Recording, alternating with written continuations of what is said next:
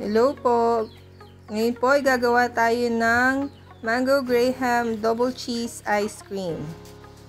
Yan, hiwain po natin ng mangga. I-prepare po muna natin. Ang isang piraso po ay gagawin po nating puree. Ang isang piraso naman po i-slice natin ng bite size para meron po tayong nakakain na mangga.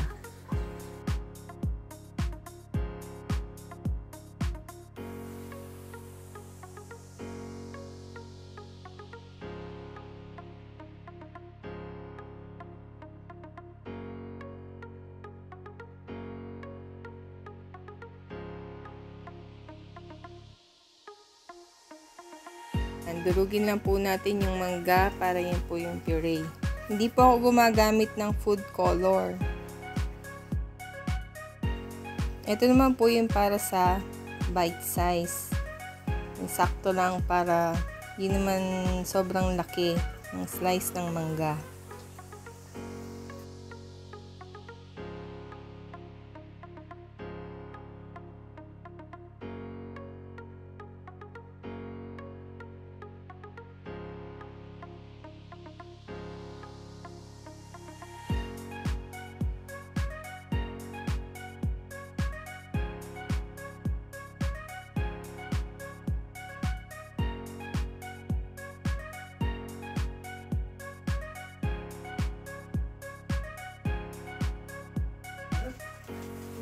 Yan, ngayon naman po iaayusin natin yung ating graham crackers.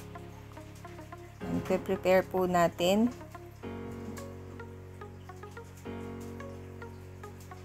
Yan, ika-crush lang po natin yan para hindi naman po buo-buong masyadong malalaki. At i-prepare naman po natin ang 2 cups ng all-purpose cream.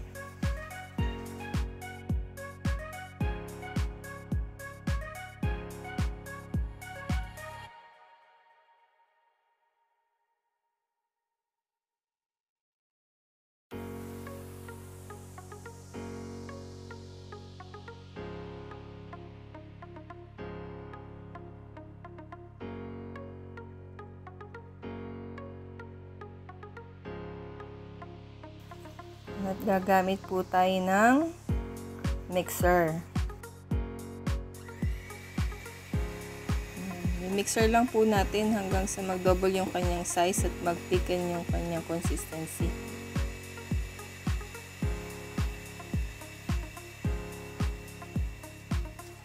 Ayan, pag nag-double na ang size, lalagay naman natin ang half cup ng cream cheese.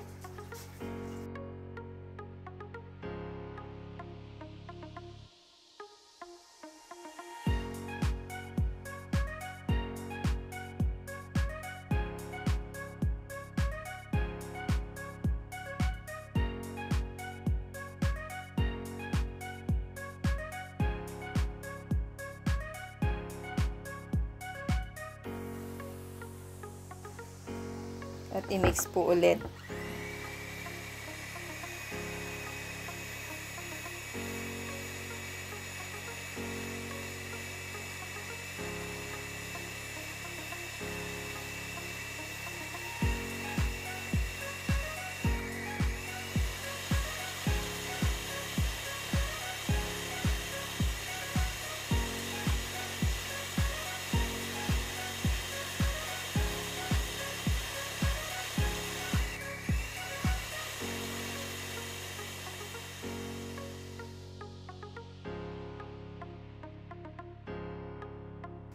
Ayan, pagkatapos naman po ilagay natin ang condensed milk. Hindi po tayo gumagamit ng food color, kaya ganyan lang po ang color ng ating ice cream. Gamitin po natin ang spatula sa paghahalo para hindi naman po ma-overwhip yung ating all-purpose cream.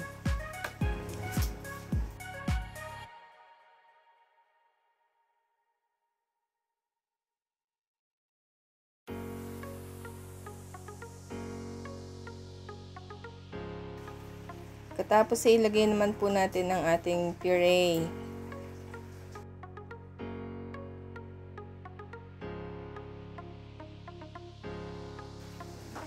at haluin. Pagkatapos ilagay na natin ang ating cracked na graham crackers. Pwede nyo pong ubusin yung isang pack po, pwede naman pong kalahati. Depende po sa gusto ninyo.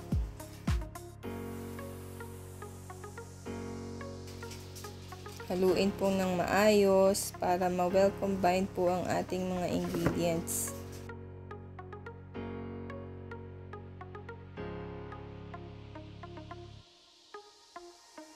At pagkatapos ay ilagay naman natin ang sliced mango.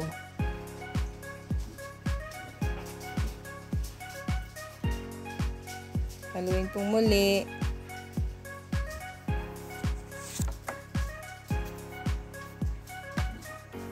Ayan.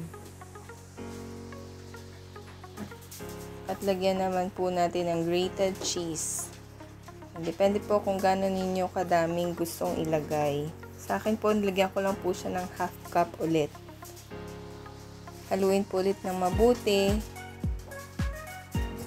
At pagkatapos po nating haluin ng mabuti, at may combine na po lahat ng ingredients,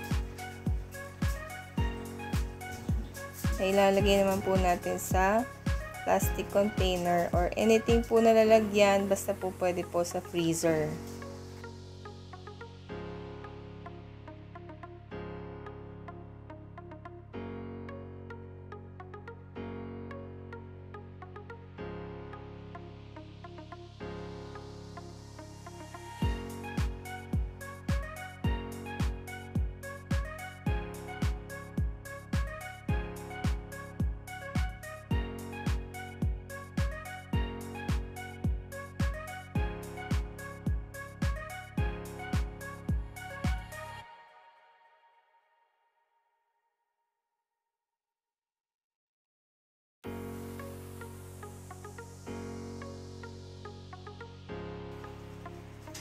Ayan, sana po nagustuhan ninyo ang ating Mango Graham Double Cheese Ice Cream. Enjoy!